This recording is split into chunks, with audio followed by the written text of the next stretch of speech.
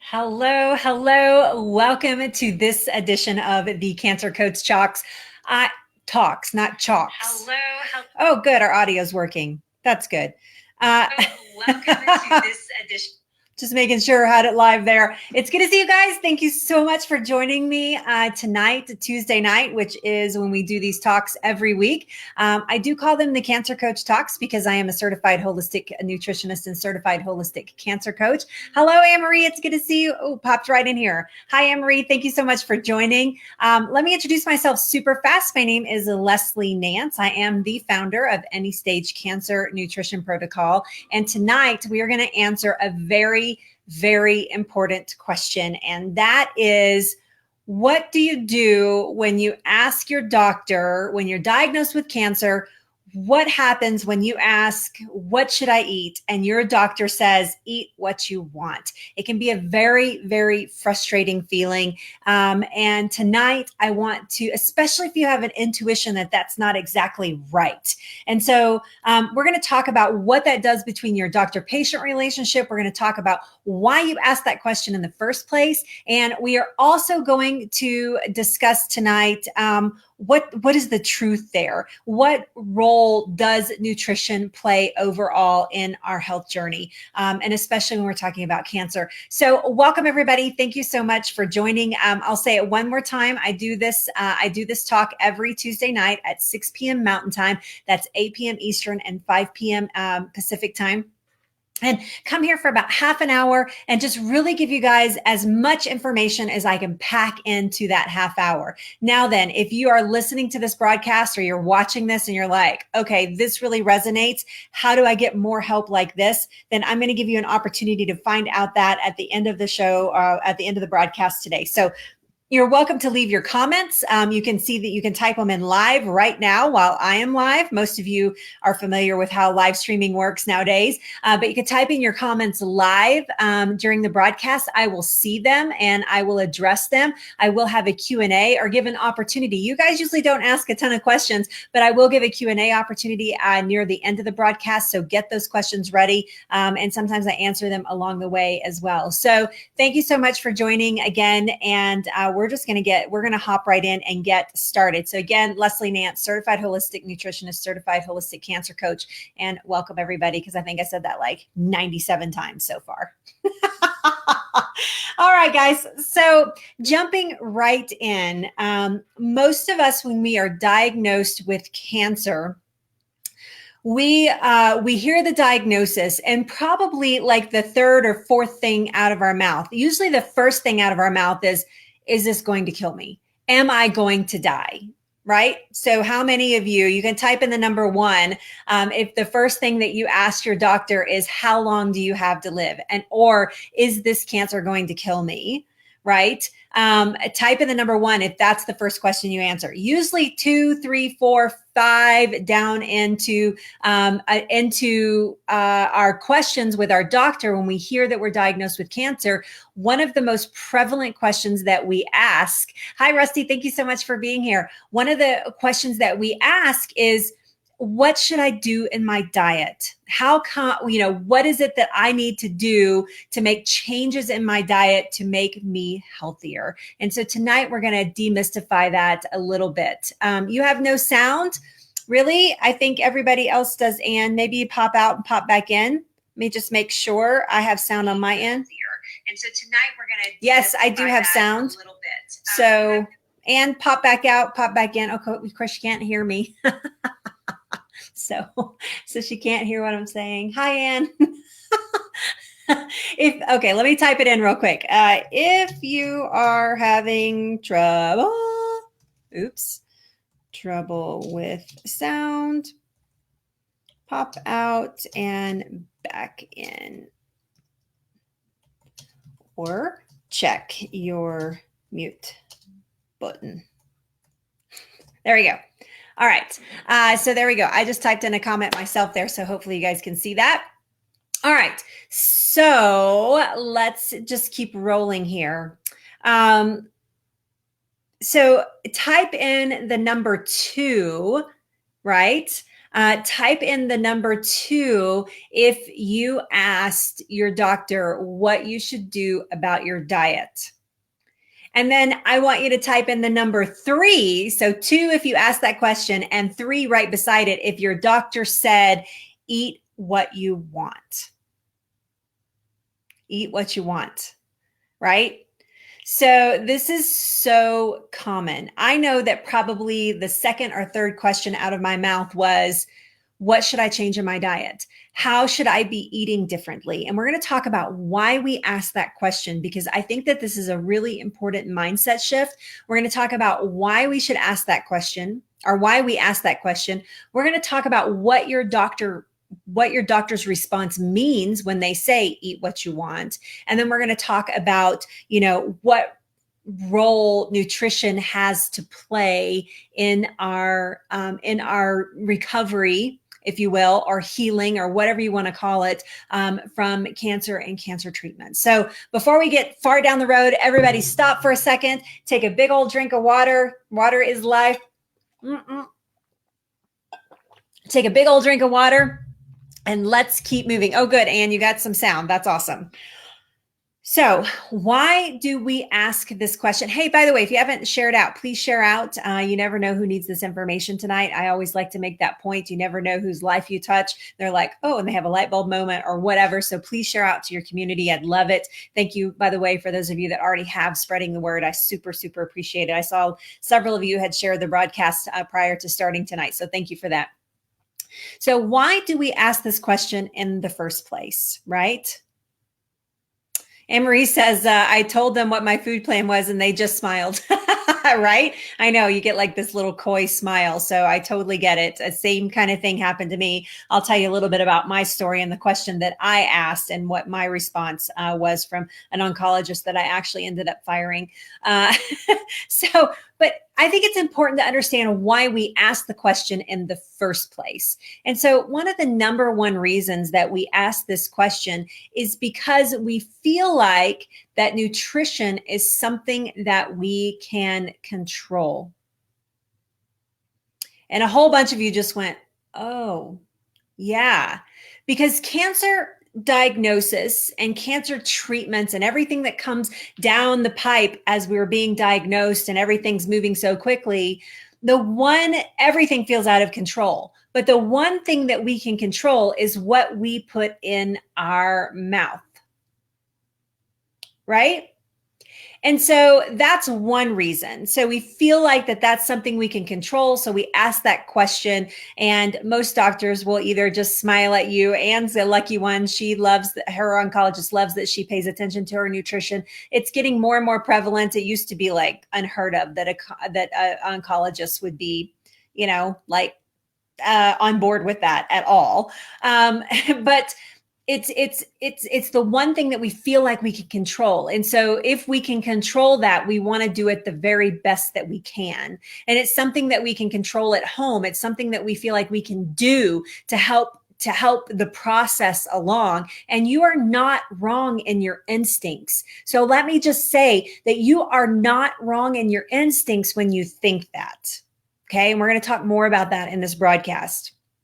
But the other reason we do is that we think that it's the only thing that we can do, right? It's the only thing that we can do at home. It's the only thing that we can control, because everything else is so out of control that it's the only thing that we can control. And let me tell you that is not the truth. One of the most powerful things that you can control in your journey is your mindset.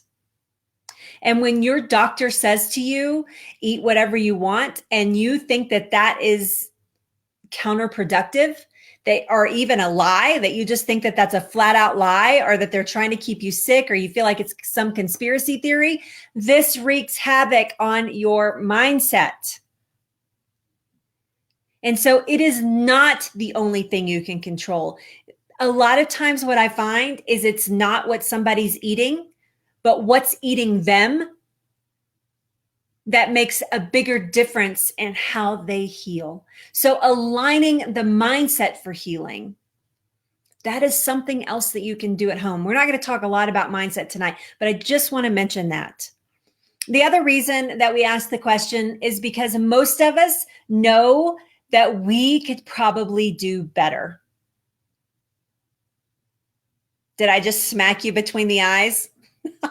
Were you like, oh, I should have had a V8? No, don't drink V8. But, the other thing that we know going into this is that we probably could have been doing better and paying more attention to our nutrition and to how we were treating our body. And so it's a knee-jerk reaction to want to fix nutrition. And there are a lot of people making a lot of money trying to convince you otherwise and convince you also that nutrition's the only way. They're handing out one size fits all diets like they're freaking, M&Ms. They're just handing them out. They're handing them out. 99 bucks, 99 bucks, 99 bucks, 99 bucks. And most people still end up asking a ton of questions, right? Rusty's hand saying, I'm sure that I need to, right? But it's true that we truly feel like that we could be doing better. And it also comes from a little bit of guilt, knowing that we probably could have done better. And maybe we left the door open for cancer. And to some people that they even caused their cancer because they were avoiding nutrition. They were avoiding paying attention to that, or they had gotten lazy in that. They knew better, but weren't doing better, right? Makes sense?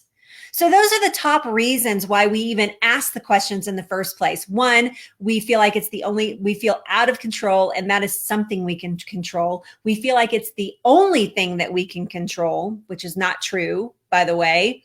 And because we know that we probably could have been doing better in the first place. And it might be a little bit of guilt associated with that and not taking better care of ourselves. And had I been taking better care of myself and paying attention to my nutrition, then maybe I wouldn't have got cancer in the first place, right?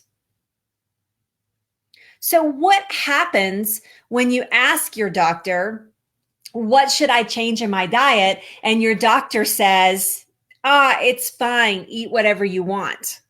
And you go into the oncology office and there's cookies and candies and, terrible snacks. And you know better. You know that this stuff is not good for you.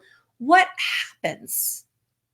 This begins to break down a trust and a bond that you might or might not have felt with your doctor in the first place. So if you fully trusted your doctor and you ask this question, it could start to wear down the trust a little bit. And so then everything that they suggest after that becomes suspicious. Or if you didn't trust them in the first place, you just have another knife in the, I knew I couldn't trust you because you think that it's counterintuitive that nutrition plays no role in your health.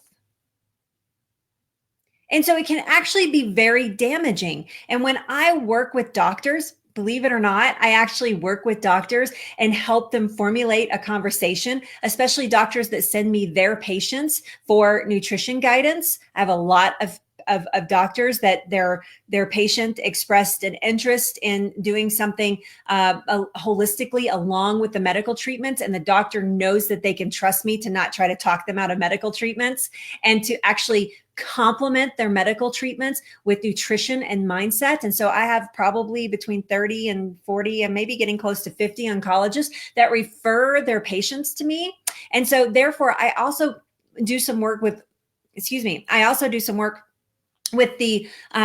oncologists in general, teaching them how to speak to their patients and how to not lose this trust with that type of language. Because here's the bottom line. Let me give you an analogy. If you go in and you're going to get your car fixed, right? And you need an oil change, and that's the thing that needs to be done. That's the maintenance, let's say, that needs to be done. So you take your car into the oil change place. And when you go in to get the oil changed, the guy that's changing the oil notices that there's a nail in your tire, but he doesn't say anything because it's not his job. His job is only to change your oil. It's not to do anything else. Right? And so it's not his job to fix your tire or even say to you, you need to have your tire fixed. Now, most scrupulous, that has some scruples will say, you have a problem, you got a nail in your tire, but not all of them will, because it's not their job to do so.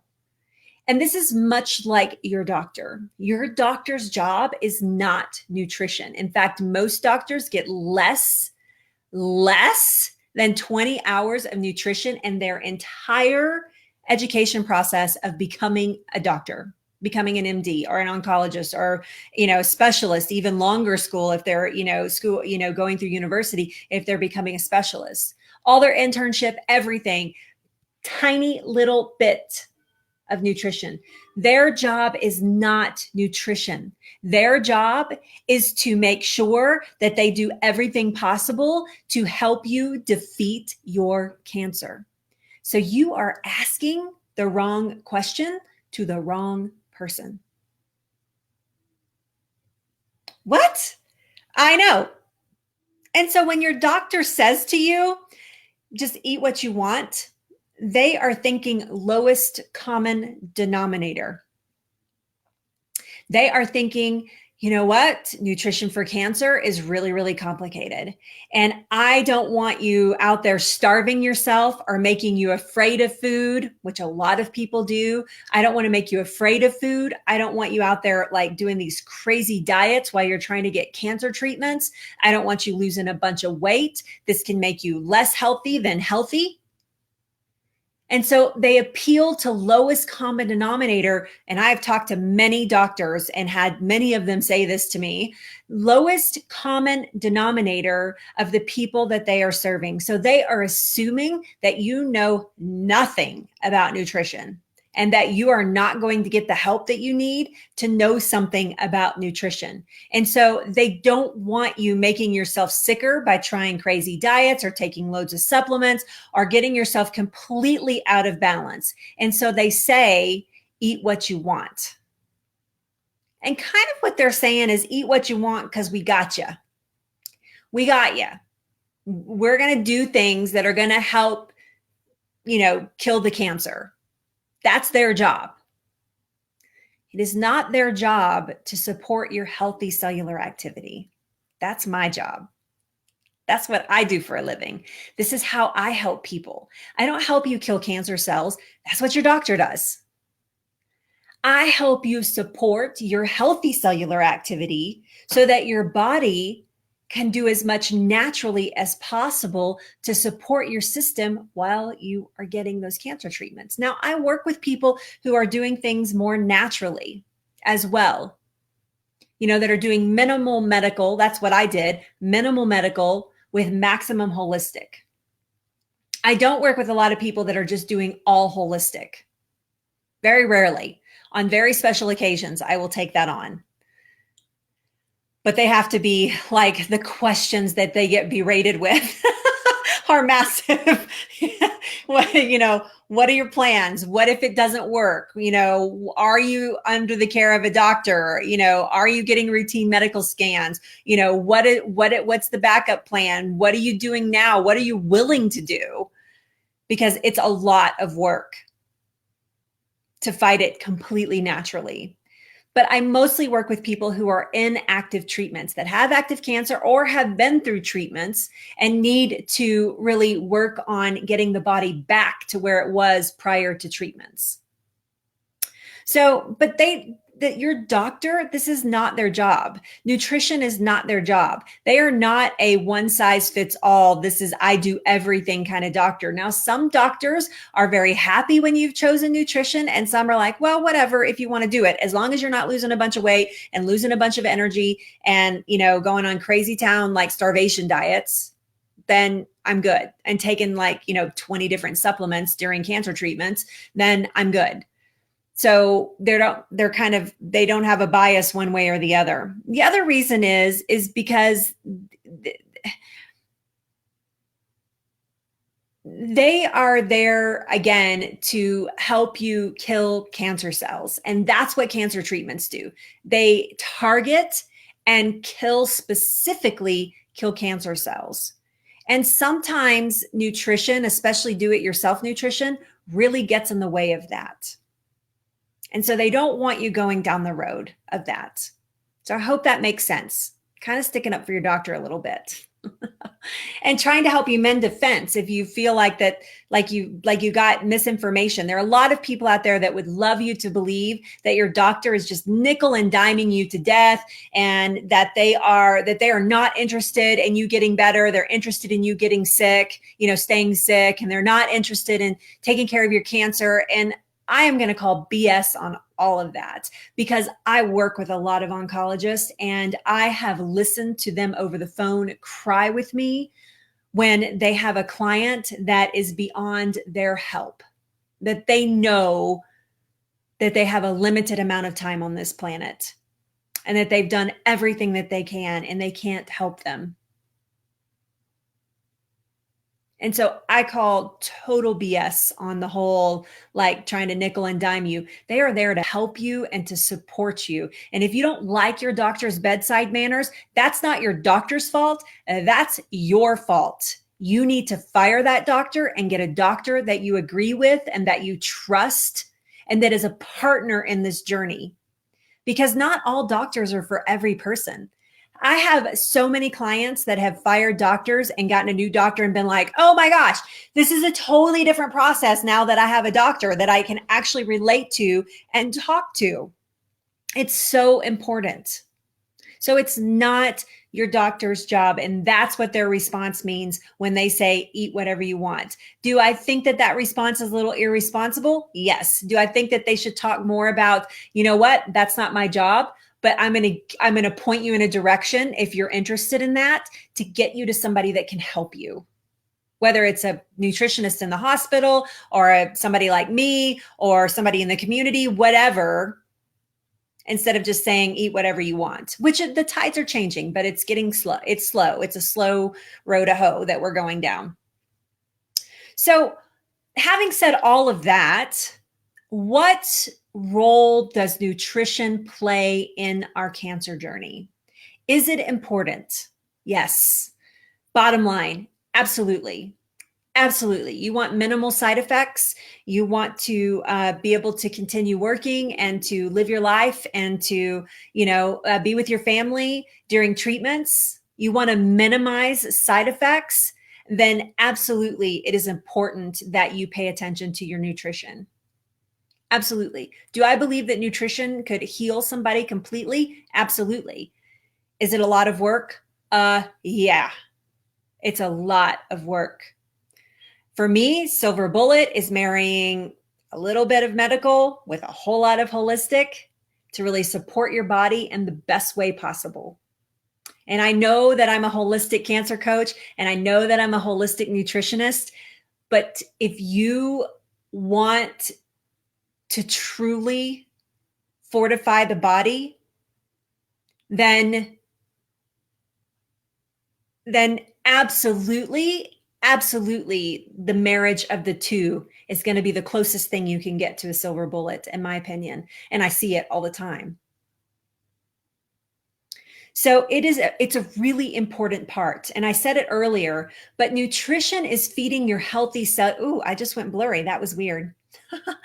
Nutrition is feeding your healthy cells.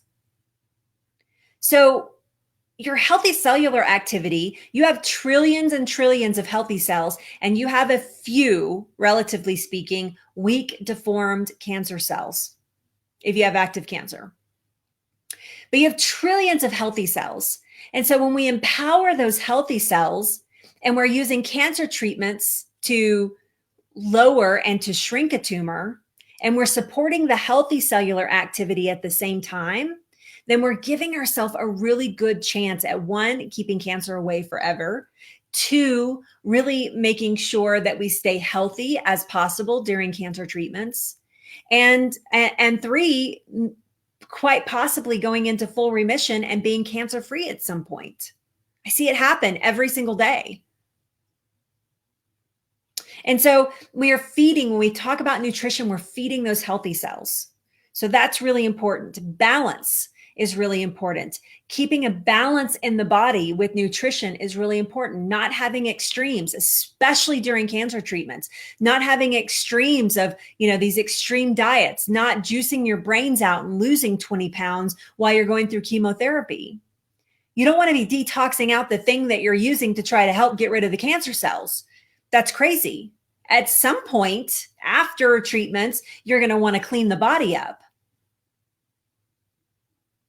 But the best thing to do is to support those cells during that treatment. The other thing is that we are replacing nutrients. When we focus on nutrition and we focus on balanced nutrition, we are replacing those nutrients that have been lost in the process. So one of the biggest things that happens during chemotherapy, especially, is that we lose a lot of mineral content. Our body uses up our minerals and our energy sources really, really fast. And this is what causes dehydration. This is what, that lack of water and diarrhea and vomiting and things that can happen. Although most of my clients don't deal with most of those things. They're really minimized if they are, maybe for 24 hours or so after treatment. And then it's back, they start getting back to normal very quickly. But we replace what you've lost via treatments with nutrition. So minerals are like one of those big things. Micronutrients are one of those big things that we really want to focus on replacing during cancer treatments. Keeping the strength up, fighting fatigue. Nutrition plays a huge role in all of that. So really paying attention to that, minimizing side effects. If you do chemotherapy and it's the kind where you're going to lose your hair, I actually have a client that I'm working with right now, and she has probably only lost about 30% of her hair. Now, that is not a typical result, but we truly believe that we had worked on her nutrition about a month leading up to chemotherapy, and really got her body ready for what was about to happen to her. And she's like in her 5th treatment right now, and she's lost not a lot of her hair. And so she's like, that's like one thing I never expected to happen. And she was about to shave her head. And I was like, no, don't shave your head. Let's see what happens. Maybe you're not going to lose it all. It's quite possible that you don't lose it all. And so, those are the kinds of things. And most of my clients have no problem with vomiting and diarrhea. If it is, it's very minimal. Fatigue is at a minimum as well. Not that they don't experience it, but when we're fortifying them nutritionally, we really dig into that thing that keeps you nice and stable during that process. So maybe you have fatigue for the first day or two after your treatment, and then you start ramping up very quickly, leading up to the next treatment. So you get your energy back fully within it, 3 or 4 days. Nausea, diarrhea, all of those things to a minimum. Not that they don't happen, but really, really, really small. Not having to skip treatments because their blood counts are off. Most of the time, most of my clients do not have to skip any treatments because their blood counts are spot on when they're paying really, really close attention to their nutrition.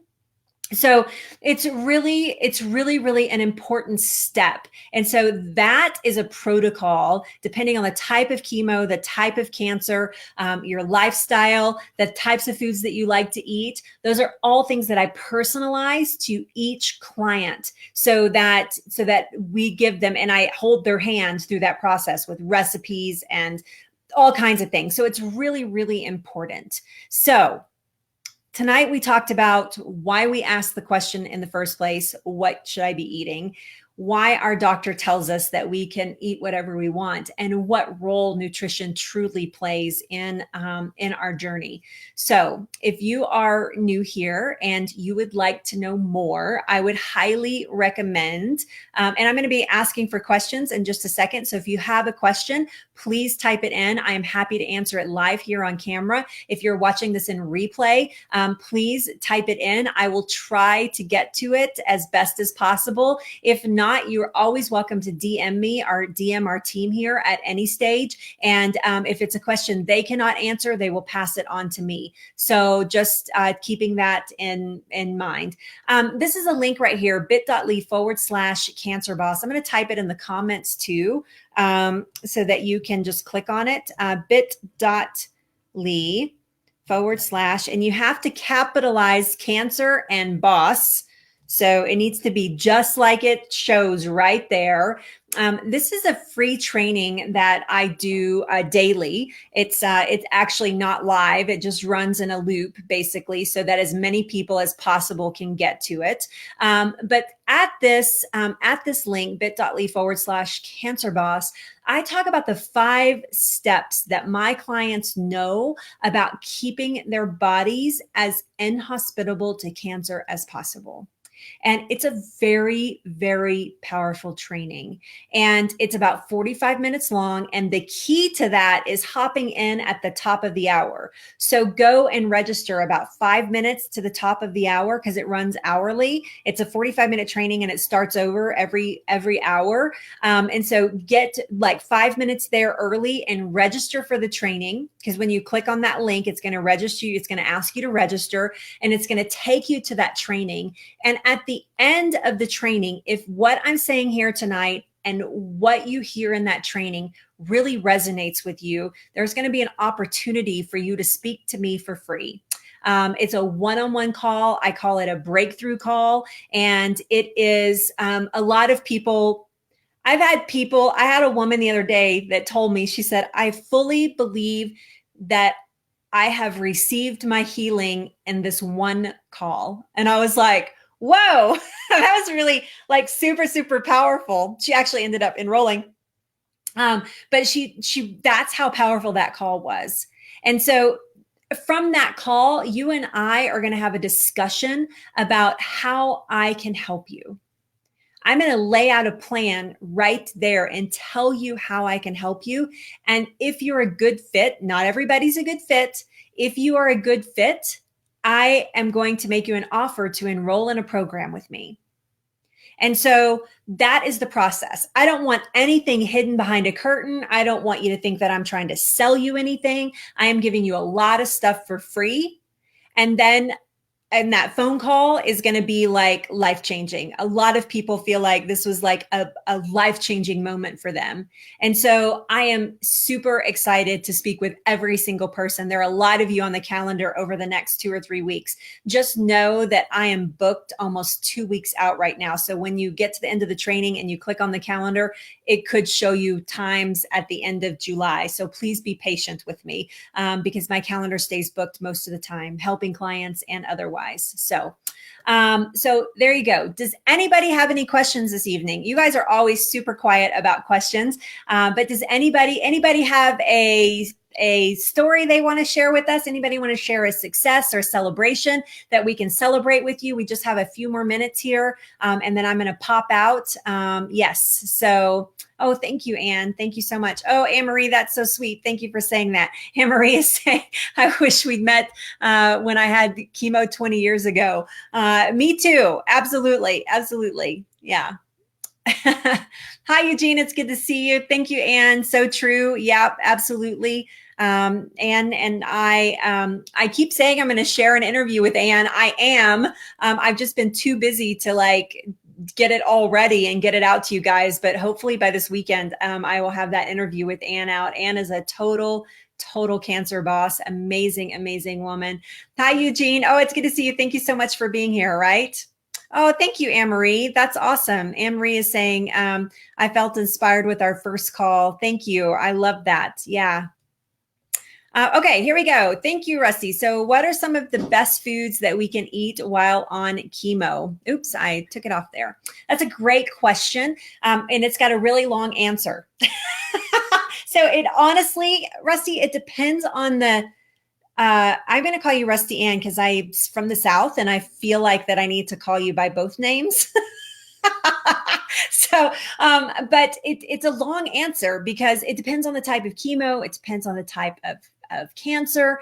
There's so much that it depends on the side effects that you are experiencing. There's not like just one food where I could say, eat this and do this. I will say, generally speaking, that a lot of people are really tempted to become vegan or vegetarian while they're doing cancer treatments.